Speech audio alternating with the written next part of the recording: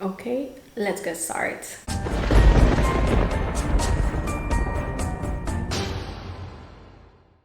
Hey horror freaks, welcome back to my channel. My name is Amanda. If this is first time here, don't forget to subscribe and hit the bell icon so you can get a notification every single time that I post a video, and I post every single Friday. As you can see on the title on today's video, I'm going to be giving you my full review with spoilers of Escape Room 2 Tournament of Champions that just came out today. Well, Thursday and tomorrow Friday will be coming up to the next movie theaters in the US. As always, all my reviews are with spoilers. If you want a spoiler-free review to see if this is worth watching or not, on the description box down below will be my spoiler-free review, as always, on my blog. So giving that disclaimer, let's get into the video. Now, I'm gonna start by saying that I have never wanted a movie to end as much as I wanted to end this. The movie is 1 hour and 28 minutes long, and it does feel like 3 hours. Okay. The first one, it's not like the best movie ever. The first one came out back in 2019 and it has like mixed reviews, but at the end it was like well received, and I know some people that like it, maybe some people not. In my opinion, it's not like the greatest movie ever, but you can watch it. Like their concept is pretty unique in a sense, and the traps are okay. We could say that this is a no gore saw version. Like instead of being slaughtered to death, basically you have to get out of a room before you die. So we could say that quite similar. But the thing is that the first one, like I said, is quite enjoyable. This one, not so much. I think that the first mistake that this movie has is that none of the characters are likable, or do you get any type of connection with them. Like you don't really get to connect with them, and it felt at some points like the Great Value version of Dora the Explorer. Like, what's kind of annoying that they were repeating like, oh, I have this key that is supposed to go there. Yeah, the key goes there. Yes, I mean, I saw it. You don't need to be repeating it so much. It's quite annoying. So basically the movie starts with Zoey and Ben. They give like a recap of everything that happened on the very first movie. And then it jumps to Zoey that she's having some PTSD. We could say they don't really specify how much time they had already passed from the first movie. And she's with a therapist. And when she gets out, Ben is with her. We could say it's a high school. We could say that it looks like a high school. And basically the therapist says to her that everything that she looks is a clue. And because if you don't remember, Zoe is afraid of flying. So she's like telling her, what are you waiting? What is not making you go on that plane? Because if you remember at the end of the first one, they realized that the coordinates of the map, they lead to Manhattan, to one specific place. And they have tried 3 times to get on a plane to get to Manhattan, but she gets scared and they don't get on the plane. So she and Ben decide to drive to Manhattan, and they stay on one motel.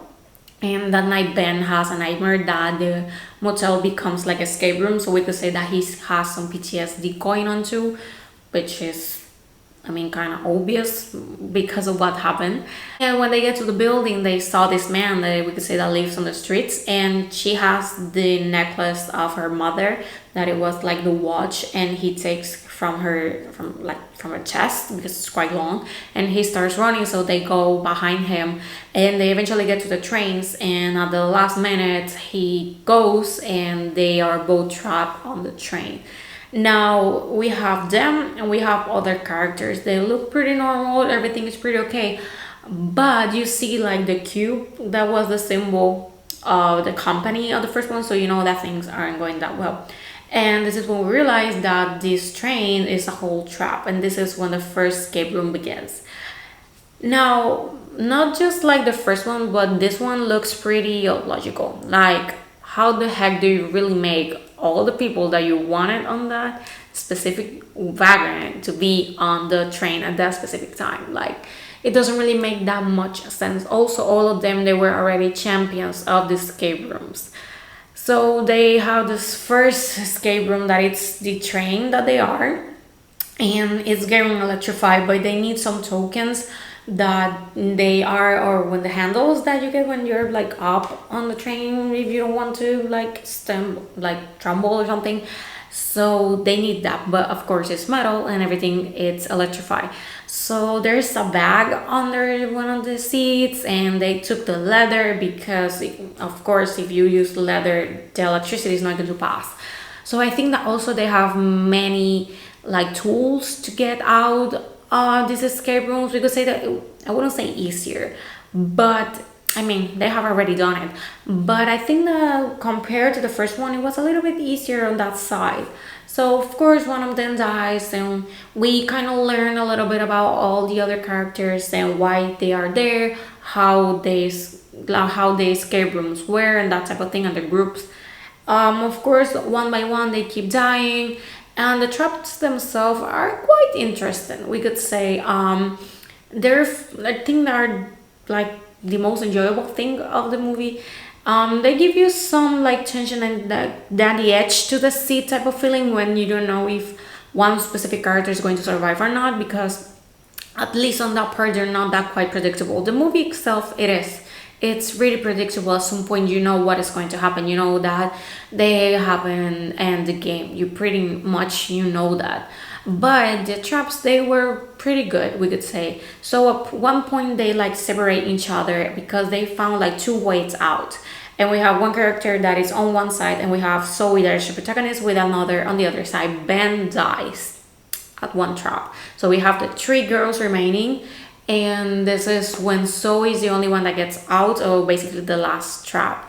And when she gets to what it could be the last trap, that is when she's alone, this is when we realize that Amanda from the very first movie, that it's the one with the girl, and like she went down when the whole bar and everything was like upside down. I don't know if you remember who I am saying, but basically she was forced to do the puzzle.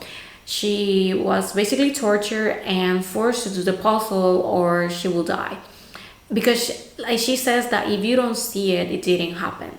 And obviously this like bing, Ben is not dead, and precisely that happens, and he appears, he's trapped in this type of elevator that is running with water because it's so he needs to accept becoming the next possible creator. If not, Ben is going to die. Of course she says no, she gets Ben out because she finds this gas line, and she takes it out, she put it against the glass that it's like the box. It's pretty thick, we could say, the glass, but she puts like the gas, and she has a lighter. I don't know how the heck she has a lighter on her pocket when she has been running and going upside down. So, I mean, she even has a cell phone. How the heck she still have that cell phone? So she lights it up, and when the last moment, boom, explodes, and Ben is alive. So the three of them, they get out of the escape room. They go to the FBI, they say everything. They found the 4 bodies of the other contestants of the puzzle on the building, and everything looks alright. But when they're back on the plane, because this is when Zoey agrees to go on a plane with Ben, and we don't know much about Amanda, and she's like, this was way too easy. And I was like, yeah, now you know it was way too easy. Of course this is not over. And this is when she's going to the bathroom, she sees a familiar head, and when she looks, it's the therapist. I thought that the therapist was pretty sketchy from the very first start. You can see that she's not like that really nice person that she's trying to look at. And of course, this is when you realize that the whole plane is a trap, and that's how the movie ends. And I was so happy that it ended. Seriously, I never wanted to see an end credit so fast in my life. Now, another thing, Isabel Fuhrman appeared on the cast, but she was nowhere to be seen on the movie. I searched on the internet because I was the whole movie waiting for Isabel Fuhrman. I really like her as an actress. She was never there, and I was like, well, she was maybe the voice or something. And I look, and she's cast as Claire, but there's no one called Claire on the movie. I searched it like 3 times already. That was like, maybe I missed something, but I didn't. I was maybe bored, but at least I was paying attention. So if someone knows what happened, you're more than welcome to tell me, because I was really confused. Guys, I don't joke when I say that I searched a lot to see what happened. I stayed to see what some end credits and like post credit scene. Nothing. So I was like, so I saw this for nothing, because my motivation to watch it was because it's about fear, man. For me, the movie was a deception. I wasn't expecting the best movie of the year, but I was quite excited. I was like, yeah, I like the first one, so maybe I will like the second. That didn't happen. So if I were going to rate this movie, this will be 2 out of 10 and 1 out of 5. Seriously, for me, it's one of the worst movies of the year, without doubt. Seriously, I had high hopes on this one, but it was such a flop. And that's all pretty much I have to say, because I will be rambling here how much I hated the movie, but I'm not going to do that. I mean, that's not my duty, because everyone has different opinions. Maybe you like it, well, I didn't, but maybe you do, and that's okay. And well, this is all for today's video. Thank you so much for watching. Let me know in the comments what you think about the movie. In my opinion, it's not worth it. No, hell no, don't waste your time, don't waste your money. I'm going to be watching tomorrow Werewolf Within, so I could do the review on that, so that will be coming up tomorrow. Maybe that one will be better, I really hope so. But this one, seriously, it's not worth the time or the money. If you want to watch it, go at your own risk, but I say it, I give you the warning, so that's up to you now. And thank you so much for watching. Now, before I end this video, I have something to show you guys, and it's this. So I have a friend. This is not, of course, I'm not saying that I'm going to have merch or something, so it's not what is happening, but I have a friend that she's starting her own business, or like doing these things with personalized things and vinyl. So I asked her for this, because I mean, I need a cup with my brand on it if I'm going to be drinking something at the beginning of the video, right? So this is hella cute. So of course you're going to be this quite often. I'm going to be leaving the link of her page in case that you're interested on buying one. She has Instagram and Facebook. She does ships international, so that's pretty okay. And I will see you guys on my next video. Bye.